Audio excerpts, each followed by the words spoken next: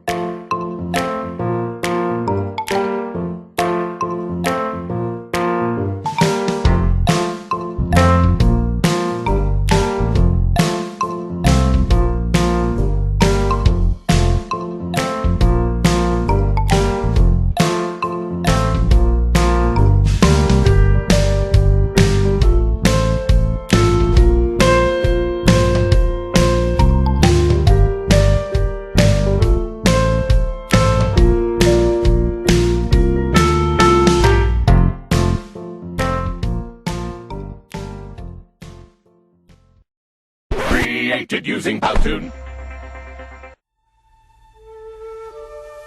Những đồi cát cằn cỗi trải dài với diện tích cả 100.000 hecta.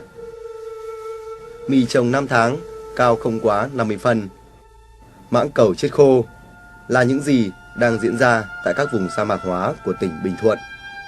Hạn hán, thiếu nước khiến việc canh tác nông nghiệp và sinh hoạt của người dân gặp nhiều khó khăn. Trồng rừng và làm thủy lợi với nguồn vốn lên đến hàng nghìn tỷ đồng là những giải pháp mà Bình Thuận đang tiến hành để chống sa mạc hóa. Nhưng những cánh rừng và thảm thực vật bị cày nát và khai thác titan đang góp phần đẩy nhanh tiến trình sa mạc hóa. Xem ra, với việc quy hoạch và coi trọng phát triển kinh tế hơn là bảo vệ môi trường đang khiến Bình Thuận lâm vào vòng luẩn quẩn. Càng đầu tư phát triển kinh tế, càng làm cho đất suy thoái mạnh hơn, lại càng đòi hỏi đầu tư nhiều hơn nữa.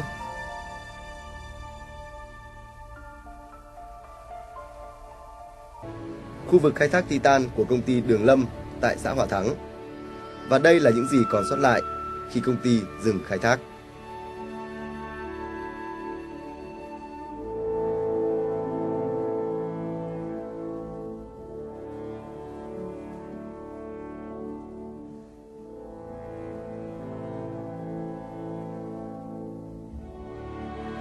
Những cây dương được trồng lại theo đúng quy định, nhưng chẳng ai chắc rằng chúng có thể sống sót để làm nhiệm vụ chống cát bay, nhất là trong điều kiện khô hạn và không người chăm sóc như thế này.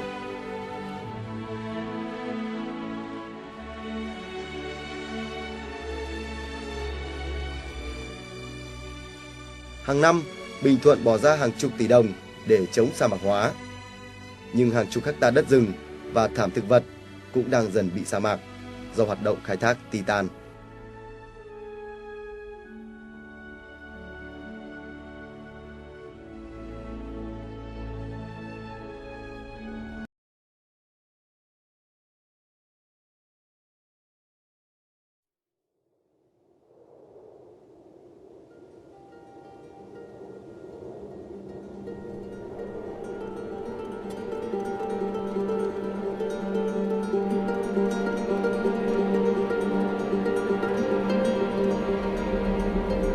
Soil is an immense hotbed of living organisms. It feeds us, and we all depend on it. Even though it covers the earth in a thin layer that is only a few dozen centimeters thick, it is the site of intense activity and home to an extremely rich ecosystem.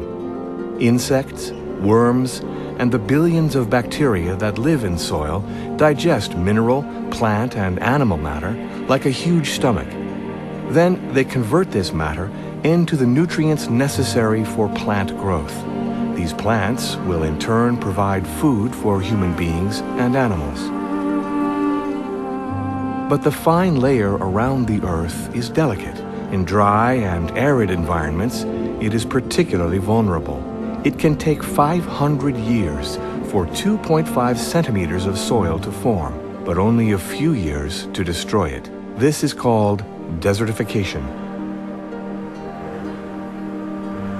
Contrary to popular perception, desertification refers to land degradation resulting from climatic variations and human activities. It is not a natural process. It is the result of mankind's actions.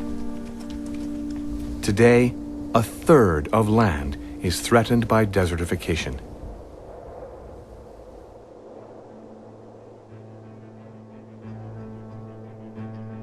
Over centuries, we have developed hyper-productive farming methods to feed billions of people. We have turned infertile deserts into lush green plains. But this type of farming might also damage soil and could rather turn fertile plains into deserts. Because in arid areas, water shortages affect the soil. The balance is fragile and soil is vulnerable. Mankind's actions could lead to its slow degradation. The use of chemical fertilizers weakens the living organisms responsible for soil fertility. Regular plowing dries out and compacts soil. Deforestation and overgrazing strip soil of the vegetation cover that protects it from erosion. Without branches protecting it and roots supporting it, soil dries out and is carried away by wind and rain. Poorly managed irrigation systems may also increase soil salinity and make it infertile. Climate change, also caused by mankind, worsens these problems. This is why land covering 12 million hectares, equivalent to Bulgaria, is lost every year. Desertification does not only affect Africa. It affects arid areas at all latitudes and on all continents. China, India, the United States, Australia, 13 countries in Europe. In all, 110 countries are affected by soil degradation. In fact, desertification affects all mankind because soil exhaustion is reducing world food production. And as consumption and the population are on the increase, it becomes harder to feed billions of human beings. Every year, the equivalent of 20 million tons of cereal is lost through desertification. And yet, it is not irreversible. A possible solution is planting trees to anchor the soil, increase moisture levels, and slow down wind erosion, like in the north of China, where billions of trees have been planted to form another Great Wall. Africa has also started building its Great Green Wall, from Senegal to Djibouti. On a smaller scale, the construction of vegetation fences around crops also helps to anchor the soil. Another solution to preserve land is farming without plowing. Throughout the world, zero-tillage farming is already yielding abundant crops on 95 million hectares of land. Farmers are the main players in the fight against desertification. Subsistence and commercial farmers are at the heart of a new green revolution, which combines the yields of modern farming with the preservation of the environment, and especially soil. Because another form of agriculture is possible. It is based on simple, inexpensive techniques that are adapted to the poorest populations. This is known as agroecology. According to the United Nations, agroecology would make it possible to double world food production. Fighting desertification means preserving soil and feeding the planet.